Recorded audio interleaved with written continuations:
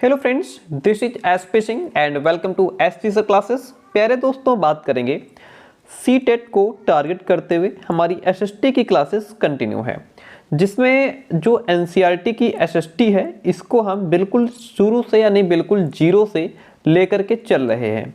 Chapter first इसका complete हो गया है। आज चैप्टर सेकंड है, जिसमें हम ये समझेंगे मानव का विकास कैसे हुआ, प्रारंभिक समाज से लेकर के मानव नगर तक कैसे पहुंचा, इसको हम बहुत अच्छे ढंग से समझेंगे। और क्योंकि इतना डीप पढ़ना बहुत ज़रूरी है। अब जो क्वेश्चंस का लेवल है बदल गया है, क्वेश्चंस की लैंग्वेज बदल गई है, आपको चीज़ें सटीक तरीके से पता होनी चाहिए। ठीक है, अब इसमें सबसे पहले बात आती है पाषाण काल की, आरंभिक मानव की जानकारी। ठीक है, हिस्ट्री की बात है, हमें इसको समझना होगा। देखिए, थोड़ा फास्ट चलेंगे। ओके, भारतीय उपमहाद्वीप में, क्योंकि हो सकता है ये चीज़ें आपने क्वेश्चंस में भी पढ़ी हो या और भी कहीं से पढ़ी हो, तो या 6, 7, 8 के आपके पास एनसीईआरटी उससे पढ़ा हो, तो इसको हम लोग थोड़ा फास्ट तरीके से कवर करेंगे। भारतीय उपमहाद्वीप में जो मानव 20,000 साल पहले रहा करते थे, उनके साक्ष्य नर्मदा नदी के तट पर मिले हैं। कहाँ मिले हैं? नर्मदा नदी के तट पर मिले हैं। आज हम उन्हें शिकारी खाद्य संग्राहक के नाम से जानते हैं। और ये जो शिकारी खाद्य संग्राहक नाम है, ये उन्हें भोजन का इंतजाम करने की जो उनकी विधि थी, जिस अलग अलग तरीके से वो भोजन का इंतजाम किया करते थे, है ना, उसके आधार पर उनको नाम क्या दिया गया? शिकारी खाद्य संग्राहक। खाद्य का मतलब खाने वाली चीज़ों को इकट्ठा करने वाले। ओके, इसलिए उनको शिकारी खाद्य संग्राहक नाम दिया गया। शिकार करके खाने वाली जो चीज़ें थी उनका संग्रह करते थे, उनको इकट्ठा किया करते थे। सामान्यतः उस समय के लोग भोजन के लिए जंगली जानवरों का शिकार करते थे, मछलियाँ चिड़ियाँ पकड़ते थे, फल फूल दाने पौधे पत्तियाँ इकट्ठा किया करते थे। इसलिए आज हम उन्हें आखेटक खाद्य संग्राहक के नाम से जानते हैं, यानी कि शिकारी खाद्य संग्राहक के नाम से जानते हैं।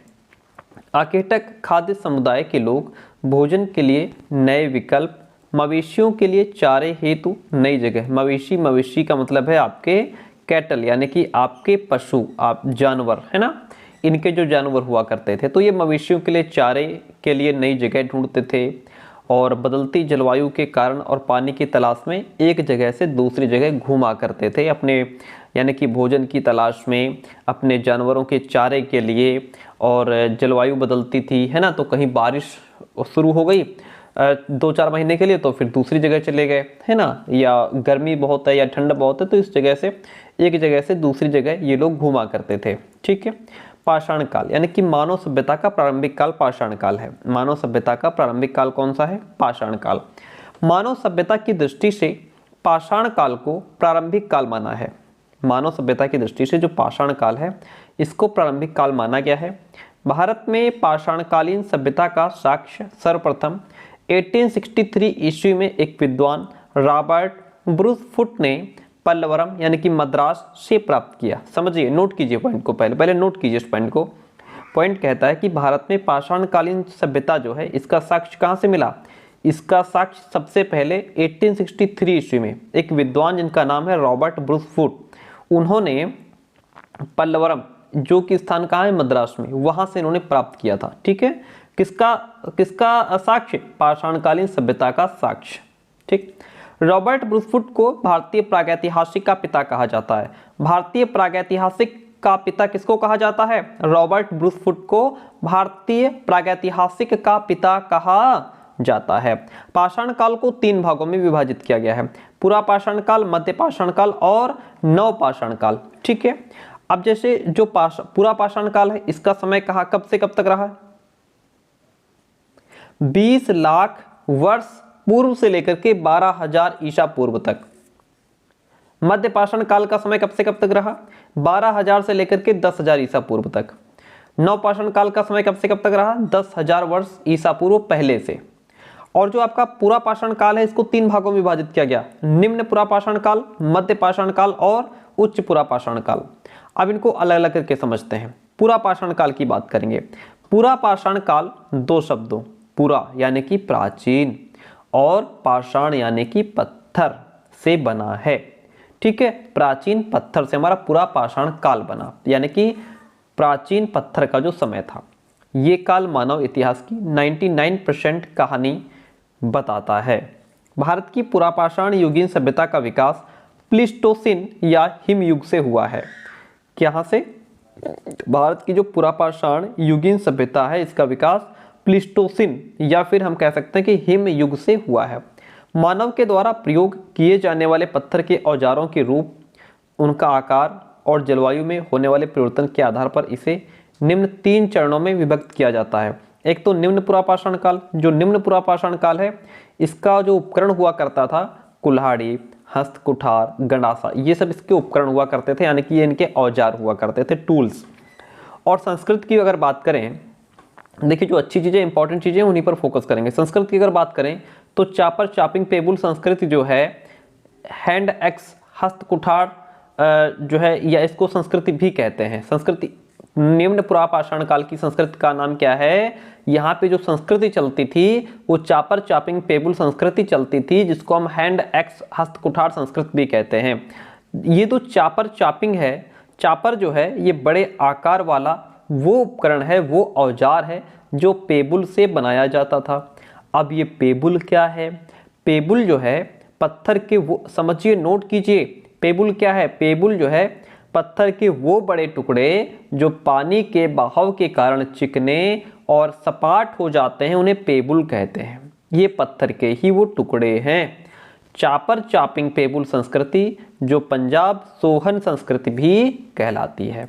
ओके, ये निम्न पुरापाषाण काल की हम बात कर रहे थे। यहाँ का जो मुख्य स्थल है निम्न पुरापाषाण काल का, वो स्थल होगा हमारा जैसे चित्तौड़ राजस्थान है, सोन नदिया सोन घाटी पाकिस्तानी पंजाब में है, बेलन घाटी मिर्जापुर उत्तर प्रदेश में, और सिंगरौली घाटी यानी छोटा नागपुर में है। ठीक है, इस समय के जो मनुष्य थे वो निग्रोटो जाति के थे। किस जाति के थे? इस समय के जो मनुष्य थे वो निग्रोटो जाति के थे। ठीक है, किस समय के मनुष्य? ये हमारे पुरापाषाण काल के। ओके, पुरापाषाण काल में आपका निम्न पुरापाषाण काल जो आता है उस समय के। अब बात करते हैं मध्यपाषाण काल की। जो मध्य पुरापाषाण काल है इसके उपकरण भेदक, खुरचनी, रंदे और फलक हुआ करते थे। संस्कृति यहाँ की खुरचनी भेदक संस्कृति थी। कौन सी संस्कृति? भेदक खुरचनी संस्कृति। फलकों की अधिकता के कारण इस काल को खुरचनी भेदक संस्कृति के नाम से जाना जाता है। यहाँ के मुख्य स्थल की अगर बात करें, मध्य पुरापाषाण काल के जो मुख्य स्थल थे उसमें आपका डीडवाना जो कि राजस्थान में है, नेवासा महाराष्ट्र, भीमबेटका नर्मदा घाटी, तुंगभद्रा घाटी। ठीक है, ये इसके मुख्य स्थल थे। और इसमें जो मानव था वो निएंडरथल मानव का युग था। ये निएंडरथल मानव का युग था। ओके, जो मानव था निएंडरथल, ये उसका युग था। ओके, अब बात करते हैं उच्च पुरापाषाण काल की। उच्च पुरापाषाण काल के जो उपकरण हुआ करते थे उसमें तक्षणी, फलक, शल्कों और जो है जो ब्लेड हुआ करते थे उनसे औजार बनाए जाते थे। यहाँ पे जो मुख्य स्थल हैं कुरनूल जो कि आंध्र प्रदेश में है, हड्डी के उपकरण और राख के अवशेष भीमबेटका यानी कि मध्य प्रदेश, गुफा चित्रकारी के अवशेष यहाँ से प्राप्त हुए हैं। गुफा चित्रकारी के अवशेष कहाँ से प्राप्त हुए हैं? जो गुफा में चित्रकारी होती थी उसके गुफा में जो चित्र बनाए जाते थे वहाँ के जो अवशेष हैं वो भीमबेटका से प्राप्त हुए हैं, मध्य प्रदेश से। आगे बढ़ते हैं। यूनेस्को ने 2004 में भीमबेटका को विश्व धरोहर वर्ल्ड हेरिटेज घोषित किया है। कब? 2004 में। किसको? भीमबेटका को क्या घोषित किया है? विश्व धरोहर। किसने? यूनेस्को ने। आधुनिक स्वरूप वाले जो होमोसेपियंस मानव का उदय है वो इस काल में ही हुआ है। किस काल में? उच्च पुरापाषाण काल में। उच्च पुरापाषाण काल किस में आता है? पुरापाषाण काल में आता है। ठीक है, क्योंकि पुरापाषाण काल को 3 भागों में बांटा गया है। ओके, बात आई समझ में? ठीक है, अब आगे बढ़ते हैं। अब आता है हमारा मध्यपाषाण काल। मध्यपाषाण काल जिस काल में हमें पर्यावरण में बदलाव देखने को मिलते हैं उसे मेसोलिथ यानी मध्यपाषाण युग कहते हैं। समझिए बात को, जिस काल में हमें पर्यावरणीय बदलाव मिलते हैं उसे क्या कहते हैं? उसे मेसोलिथ यानी कि मध्यपाषाण युग कहते हैं। ठीक है, इस काल का जो समय है वो लगभग 12,000 ईसा पूर्व से लेकर के 10,000 ईसा पूर्व तक माना जाता है, जैसा कि मैंने अभी शुरुआत में बताया था। इस काल के औजार आमतौर पर बहुत छोटे होते थे। मध्यपाषाण काल के औजार बहुत छोटे होते थे जिन्हें माइक्रोलिथ यानी कि लघु पाषाण कहा जाता था। माइक्रो माने बहुत छोटे। ठीक है, लघु यानी छोटे। अक्सर इन औजारों में हड्डियों या लकड़ियों के जो मुट्ठे हुआ करते थे, या लकड़ियों के मुट्ठे लगे हुए जो हंसिया होते थे, आरी जैसे औजार भी मिलते हैं। ओके, आगे बढ़ते हैं। भारत में इस काल के उपकरणों की खोज का श्रेय कार्लॉयल महोदय को जाता है। ध्यान दीजिए, नोट कीजिए, तुरंत लिख लीजिए। देखिए, भारत में इस काल के जो उपकरण हैं जो हम अभी बता रहे थे, जिसमें हंसिया में मुट्ठा लगा होता था, उसका लकड़ी का आरी में लगा होता था, है ना, तो या हड्डियों का भी लगा होता था, तो ये जो उपकरण हैं इनकी खोज का श्रेय कार्लॉयल को जाता है। अब मध्य पाषाण काल में जो मानव था वो आखेटक और खाद्य संग्राहक यानी खाने वाली चीज़ों को इकट्ठा करने के साथ साथ पशुओं को पालने वाला भी हो गया था। मध्य पाषाण काल में पशुपालन के प्रमाण आदमगढ़ जो कि मध्य प्रदेश में है और बागौर जो कि राजस्थान में है वहाँ से प्राप्त होते हैं। क्वेश्चन पूछ लेगा, मध्य पाषाण काल में जो पशुपालन के प्रमाण है वो कहाँ से प्राप्त होते हैं? पशुपालन के प्रमाण आपके आदमगढ़ मध्य प्रदेश और बागौर राजस्थान से प्राप्त होते हैं। पशुपालन की प्रक्रिया के तहत सबसे पहले जिस जंगली जानवर को पालतू बनाया गया वो कुत्ता था। ठीक है, बहुत ध्यान से सुनिए, फास्ट चल रहे हैं। धीरे धीरे भेड़, बकरी, गाय और सुअर जैसे जानवरों को मानव अपने घरों के नजदीक आने को उत्साहित करने लगा। ठीक है, अब बात करते हैं यहाँ पे बसने की प्रक्रिया कैसे चली, लोग कैसे बसना शुरू किया, लोगों ने कैसे बसना शुरू किया। लोगों द्वारा पौधे उगाने, जानवरों की देखभाल करने को बसने की प्रक्रिया का नाम दिया गया। भाई जो है लोग थोड़ा समय के लिए कहीं ना कहीं रुकने लगे, पेड़ पौधे उगाने लगे, जानवरों की देखभाल करने लगे, तो ये बसने की प्रक्रिया चलने लगी। बसने की प्रक्रिया पूरी दुनिया में धीरे धीरे चलती रही। ये करीब 12,000 साल पहले शुरू हुई। बसने की जो प्रक्रिया है ये कब शुरू हुई? ये लगभग 12,000 साल पहले शुरू हुई। बात कब की है? मध्य पाषाण काल की। मध्य पाषाण काल का समय कब से कब तक माना जाता है? 12,000 से लेकर के 10,000 ईसा पूर्व तक का समय मध्य पाषाण काल का समय माना जाता है और इसी में बसने की प्रक्रिया शुरू हुई थी। वास्तव में आज हम जो भोजन करते हैं वो इसी बसने की प्रक्रिया की वजह से हमको जो है हमने सीखा था। अब आगे बढ़ते हैं। विंध्य क्षेत्र और भीमबेटका जो कि मध्य प्रदेश में है और दक्षिणी उत्तर प्रदेश से प्रागैतिहासिक शैल चित्रों की जानकारी मिली है। क्वेश्चन पूछेगा, प्रागैतिहासिक शैल चित्रों की जानकारी कहाँ से मिली है? ये हमें विंध्य क्षेत्र यानी और भीमबेटका जो कि मध्य प्रदेश में है और दक्षिणी उत्तर प्रदेश से मिली है। शैल चित्र गुफाओं की दीवारों पर मिले हैं। इनमें जंगली जानवरों, मानवीय आकृतियों, ज्यामिति और अन्य जो मानवीय क्रियाएं थी उनका सजीव चित्रण किया गया है। मध्य पाषाण काल के लोगों ने गहरे लाल, हरे, उजले और पीले रंगों के प्रयोग को सीख लिया था। ठीक है, किस काल के लोगों ने जो है गहरे लाल, हरे, उजले और पीले रंगों के प्रयोग को सीख लिया? मध्य पाषाण काल के लोगों ने इन सब चीजों को सीख लिया था। आग की खोज की अगर बात करें तो आधुनिक आंध्र प्रदेश, समझिए बात को, आधुनिक प्रेजेंट में जो आंध्र प्रदेश में स्थित कुरनूल गुफा में राख के अवशेष मिले हुए हैं। ठीक है, वहाँ पे राख का कुछ थोड़ा बहुत जो है मिला होगा, अवशेष। अवशेष का मतलब क्या होता है? शेष, जो चीज़ें बच गई हैं। इसका मतलब ये है कि आरंभिक लोग आग जलाना सीख गए थे। आग का इस्तेमाल कई प्रकार से किया गया होगा भाई, जैसे कि उजाले की जरूरत पड़ी होगी और पहले कच्चा मांस खाते थे, फिर उसको पकाने के लिए उसका यूज किया होगा। जो खतरनाक जानवर थे उनको भगाने के लिए भी किया गया होगा। हालांकि मानव को आग की जानकारी निम्न पुरापाषाण काल में हुई, परंतु आग का जो उपयोग है वो नवपाषाण काल में शुरू हुआ। आग का उपयोग नवपाषाण काल में शुरू हुआ। अब बात करते हैं हम नवपाषाण काल की। ओके, नवपाषाण काल आया हमारा तीसरे नंबर पे, क्योंकि पाषाण काल को 3 भागों में विभाजित किया गया था। पुरापाषाण काल, मध्य पाषाण काल और नवपाषाण काल। हमने पुरापाषाण काल पढ़ लिया जिसमें पुरापाषाण काल को 3 भागों में बांटा गया, निम्न, मध्य, उच्च। फिर हमने मध्य पाषाण काल की बात की। अब हम बात करेंगे नवपाषाण काल की। नवपाषाण युग की शुरुआत लगभग 10,000 वर्ष पहले से हुई है। इस युग का जो मानव था वो विकासशील था, जिसने यानी कि विकासशील यानी कि निरंतर विकास कर रहा था, जिसने कृषि कार्य और स्थायी जीवन व्यतीत करना आरंभ कर दिया था। अब वो ज़्यादा इधर उधर भटकता नहीं था। नवपाषाण युग को क्रांति का युग भी कहा जाता है। समझिए, बहुत इंपॉर्टेंट चीज़ें हैं। नवपाषाण युग को क्रांति का युग भी कहा जाता है। भारत में नवपाषाण काल की खोज सर्वप्रथम 1860 ईस्वी में टॉन्स नदी घाटी से लेन सूरियर ने की थी। पॉइंट टू बी नोटेड, तुरंत नोट कीजिए, आपसे क्वेश्चन पूछेगा तो आप बताएंगे कि भारत में नवपाषाण काल की जो खोज है वो सबसे पहले लेन सूरियर ने टॉन्स नदी घाटी से 1860 में की थी। अच्छा, नवपाषाण काल के जो मुख्य औजार की अगर बात करें तो पॉलिश किए हुए पत्थर के छोटे और नुकीले औजार, पत्थर की कुल्हाड़ी, हड्डी के औजार, ये सब चीज़ें मिली हैं। इस युग के औजार पॉलिशदार होते थे क्योंकि मनुष्य ने पॉलिश करना सीख लिया था। नुकीले और धारदार तथा जस्पर, चर्ट और फ्लिंट धातु से निर्मित होते थे। मुख्य आविष्कार की अगर बात करें तो अग्नि का उपयोग हो गया था, पहिया, कपड़ा बुनाई, भोजन पकाना, स्थायी जीवन हो गया था, कृषि सीख गया था, नाव का निर्माण भी हो गया था। ग्रामीण संकल्पना का विकास नवपाषाण काल से ही शुरू होता है। ये सब इसीलिए इसको क्रांति का काल भी कहा गया है। ठीक है, अब इसमें जो है नवपाषाण काल में आगे मेहरगढ़ एक पुरास्थल है, तो इसकी बात कर लेते हैं, बहुत इंपॉर्टेंट है। मेहरगढ़ पुरास्थल ईरान, समझिए बात को, मेहरगढ़ पुरास्थल ईरान जाने वाले सबसे महत्वपूर्ण रास्ते बोलन दर्रे के पास एक हरा भरा समतल स्थान है।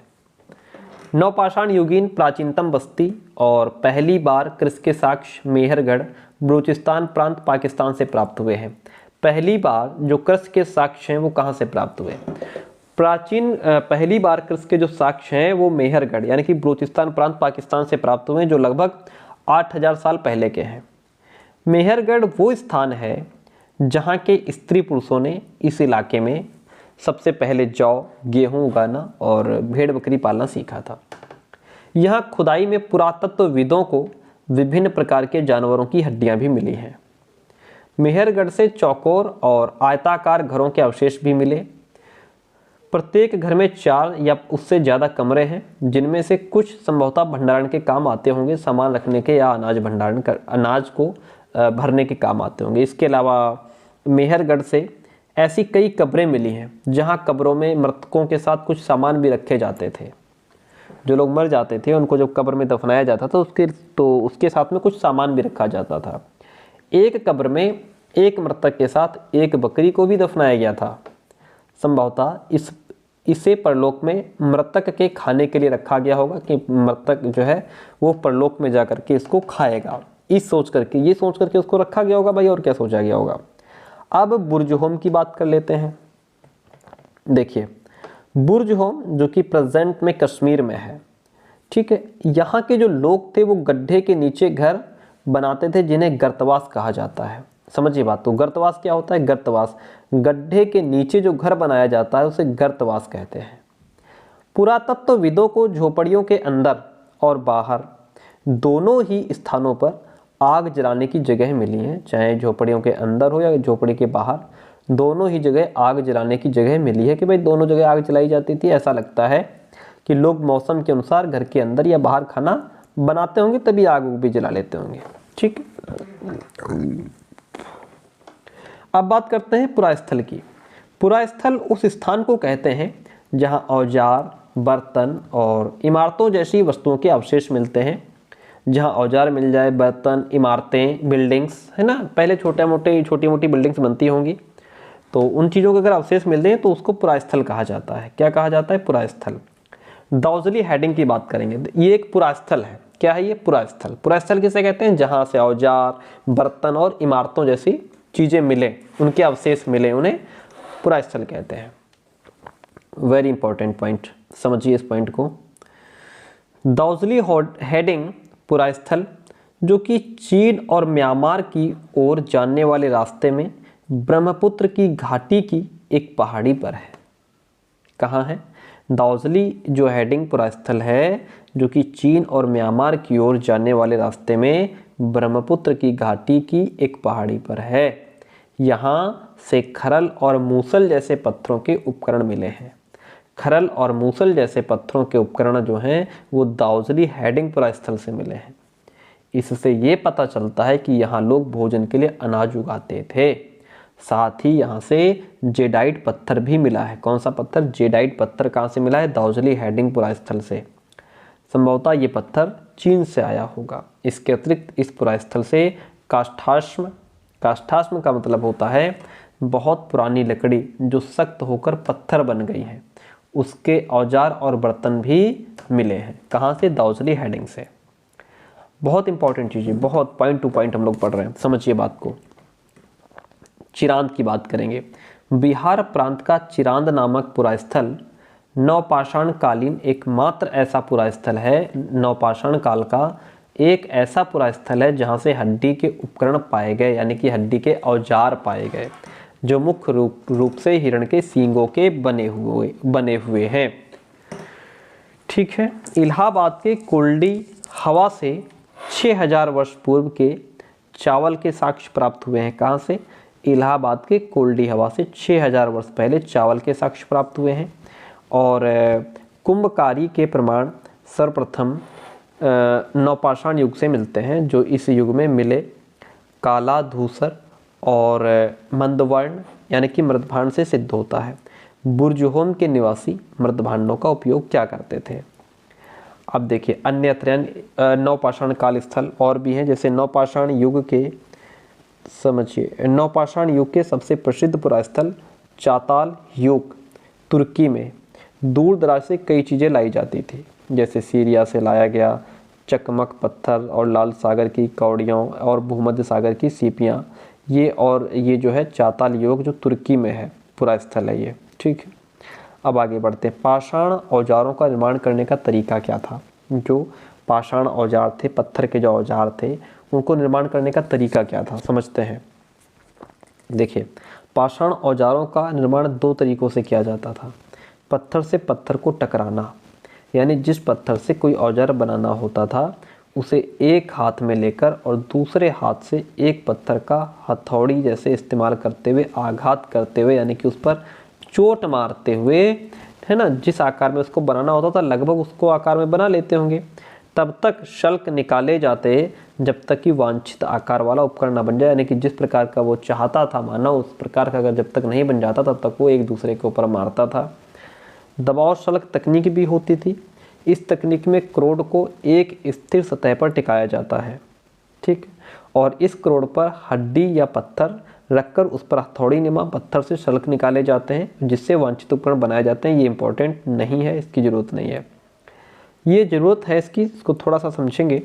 ये कुछ महत्वपूर्ण पुरास्थल हैं और ये वो चीज़ें हैं जो हमको यहाँ से मिली हैं। ठीक है। जो कुर्नूल गुफाएं आंध्र प्रदेश में थी, वहाँ से राख के अवशेष मिले हैं। हुंसी जो कर्नाटक है, यहाँ से आवासीय उद्योग स्थल चूना पत्थरों के औजार मिले हैं।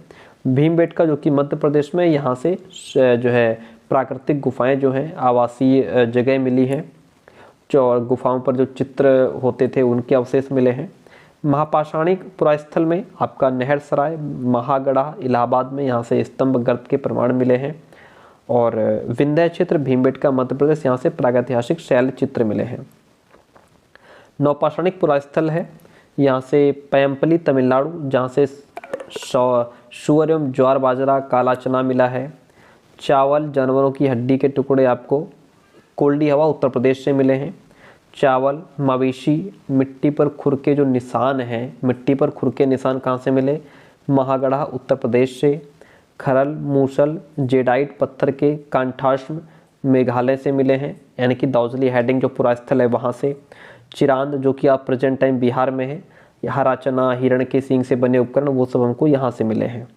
बुर्जहोम और गुफक्राल कश्मीर में है। गर्तवास गड्ढे के नीचे के जो घर हुआ करते थे उनके साक्ष्य हमको यहाँ से मिले हैं। सोने के मनके एवं शंख और कलश स्वाधान का साक्ष्य ब्रह्मगिरी कर्नाटक से मिला है। जानवरों की हड्डियों पर काटने के निशान, मटर और तिल के बीज, ये आदि चन्नलूर दक्षिण भारत से मिले हैं। महापाषाण कब्र, सिर जिसमें उत्तर की ओर होता था, ठीक है, ये इसका साक्ष्य इनाम गांव से मिला है। अब देखिए उद्योग स्थल क्या होता है। उद्योग स्थल उन स्थलों को कहते हैं जहां लोग पत्थर से औजार बनाते थे। कभी कभी लोग इन स्थलों पर कुछ ज़्यादा समय तक रहा करते थे, ऐसे स्थलों को आवासीय उद्योग स्थल भी कहा गया है। आगे बढ़ते हैं, नेक्स्ट पॉइंट की बात करेंगे। महाराष्ट्र के पटने पुरास्थल से, महाराष्ट्र का जो पटना पुरास्थल है वहाँ से शतुरमुर्ग के अंडों के अवशेष मिले हैं। इनमें छिलकों पर चित्रांकन किया गया। जो अंडे के जो छिलके हुआ करते थे उन पर कुछ चित्र बनाया गया है। इन अंडों से मनके भी बनाए जाते थे। ताम्रपाषाण काल की बात कर लें। मानव जीवन में सबसे पहले जिस धातु का प्रयोग किया गया वो तांबा थी। पॉइंट टू बी नोटेड, मानव जीवन में सबसे पहले जिस धातु का प्रयोग किया गया वो तांबा थी।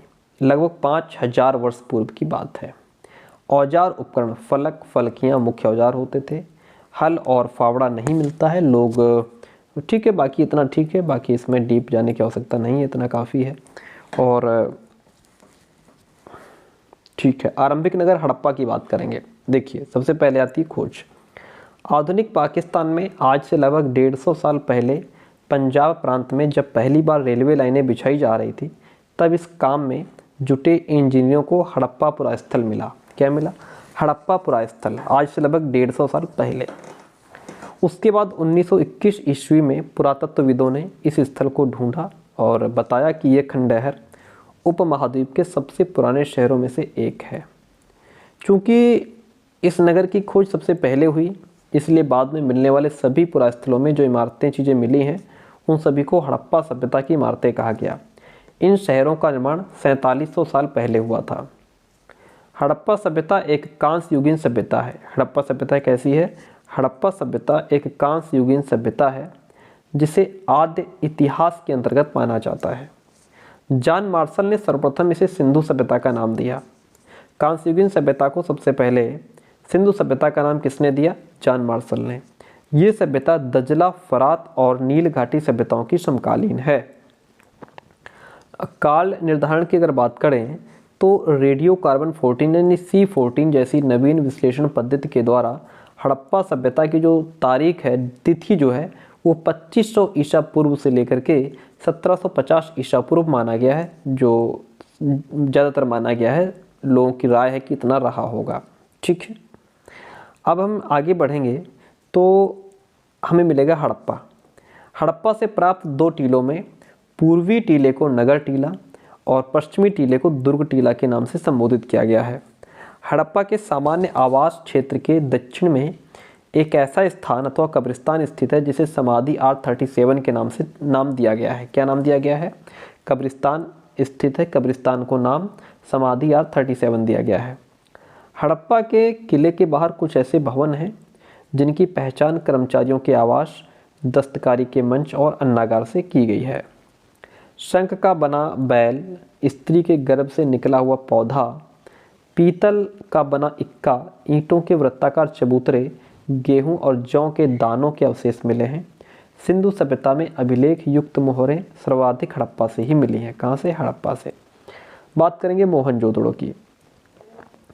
सिंधी में जोदड़ों का शाब्दिक अर्थ है मृतकों का टीला।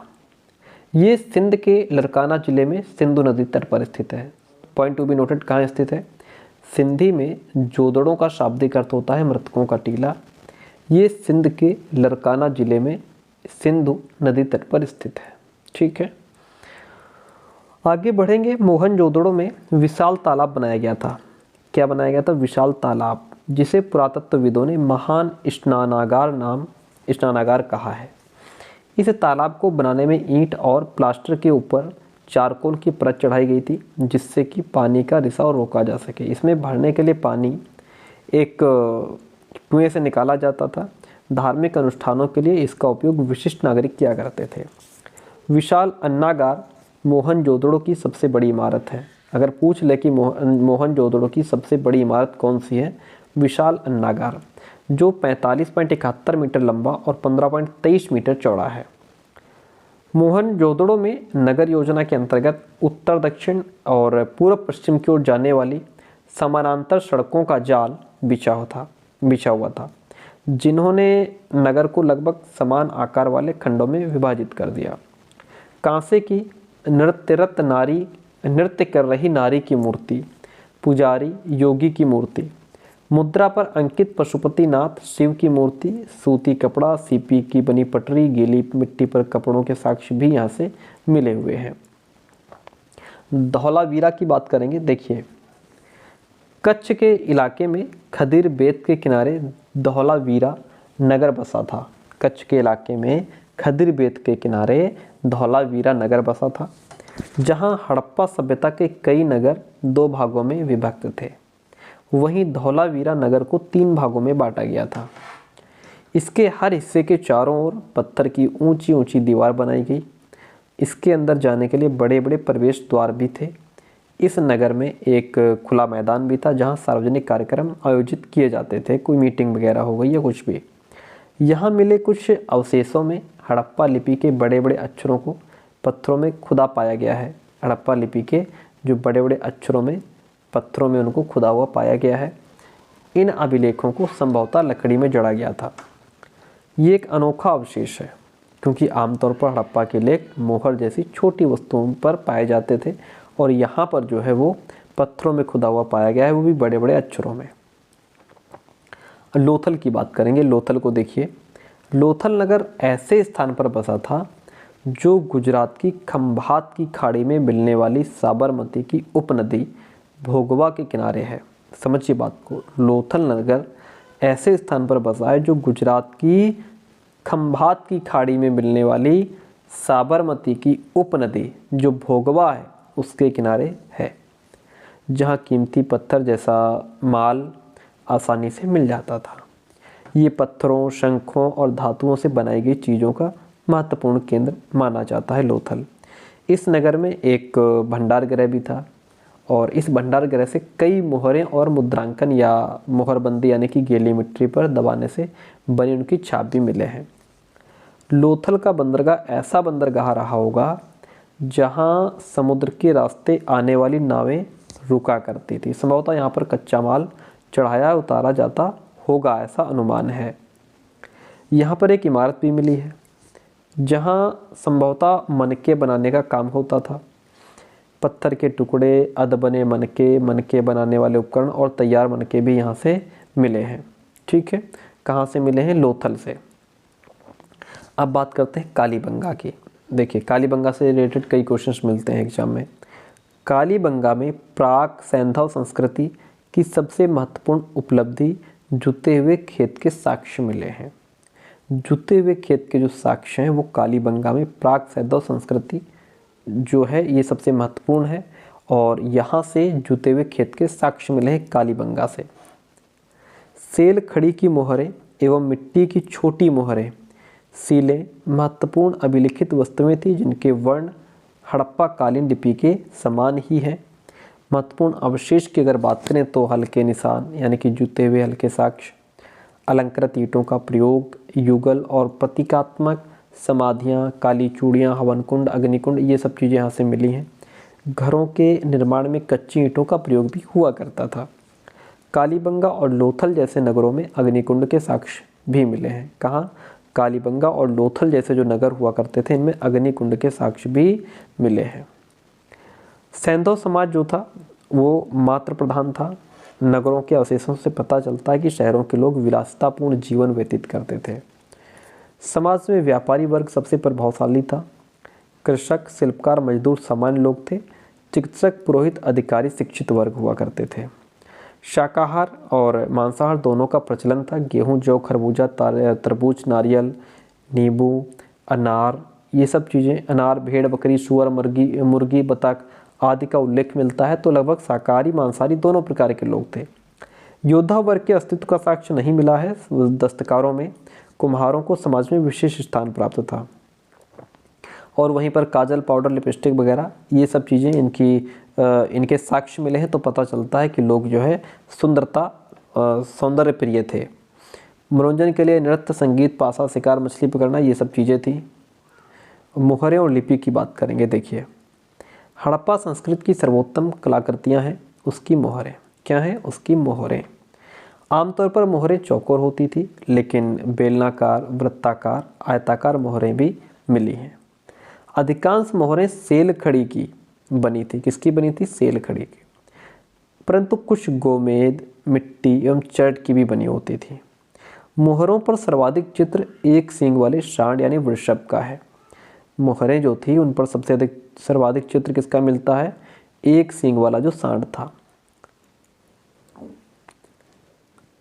सिंधु सभ्यता की लिपि भावचित्रात्मक है। कैसी है? सिंधु सभ्यता की जो लिपि है वो भावचित्रात्मक है। ये क्रमशः दाईं ओर से बाईं ओर और बाईं ओर से दाईं ओर लिखी जाती है। इस पद्धति को ब्रोस्टोफेदोन कहते हैं। समझिए बात को, सिंधु सभ्यता की जो लिपि है वो भावचित्रात्मक है। ये क्रमशः दाईं से बाईं ओर और बाईं से दाईं ओर लिखी जाती है, यानी दोनों तरफ। इस पद्धति को ब्रोस्टोफेदोन कहते हैं। क्या कहते हैं? ब्रोस्टोफेदोन। अब यहाँ से धार्मिक जीवन की बात करते हैं। हड़प्पा सभ्यता के लोग मानव, पशु और वृक्ष तीनों रूपों में भगवान की उपासना करते थे। लोगों का धार्मिक जीवन हिंदू जीवन पद्धति से मिलता था। हड़प्पा के पुरास्थल से प्राप्त मिट्टी की मूर्तियाँ, पत्थर की छोटी मूर्तियों, मोहरों, पत्थर निर्मित लिंग, योनियों, मृतभांडों पर चिन्हित चिन्हों से यह परिलक्षित होता है कि धार्मिक विचारधारा मातृ देवी, पशुपतिनाथ, लिंग, योनि, वृक्ष प्रतीक, पशु, जल आदि की पूजा की जाती थी। हड़प्पा सभ्यता से स्वास्तिक और चक्र के साक्ष्य भी मिले हैं, जो सूर्य पूजा के प्रतीक हैं। इस सभ्यता के लोग भूत प्रेत, तंत्र मंत्र, जादू टोना आदि में भी विश्वास करते थे। अब यहाँ से होता है सभ्यता का अंत। लगभग 3900 वर्ष पहले बड़ा बदलाव देखने को मिलता है। अचानक लोगों ने इन नगरों को छोड़ दिया। इस सभ्यता का अंत एक रहस्य बना हुआ कि आखिर कैसे हुआ। अलग अलग विद्वानों ने इसके पतन के कारणों का उल्लेख किया है, बताया है। प्राकृतिक आपदाएं जैसे बाढ़, सूखा और नदी के बहाव में परिवर्तन इस सभ्यता के पतन के मुख्य कारण माने जाते हैं। कि भाई सूखा पड़ गई होगी तो लोग मर गए होंगे, या बाढ़ आ गई होगी तो लोग मर गए होंगे, है ना। तो या नदी का बहाव आ गया होगा, नदी घर कट गए होंगे, मर गए होंगे। इस तरीके से सभ्यता का अंत माना जाता है। सबकी अपनी अपनी राय है, ठीक है। तो क्लास बहुत इंपॉर्टेंट थी और बहुत इंपॉर्टेंट पॉइंट थे, ठीक है। तो बाकी आपको कैसा लगी क्लास, कैसे रही, कमेंट करके ज़रूर बताइएगा। एंड जो इसका नेक्स्ट अगला चैप्टर 3 रहेगा वो हम बहुत जल्दी लेकर के आएंगे, ठीक है। और मिलते हैं बहुत जल्दी नेक्स्ट क्लास में।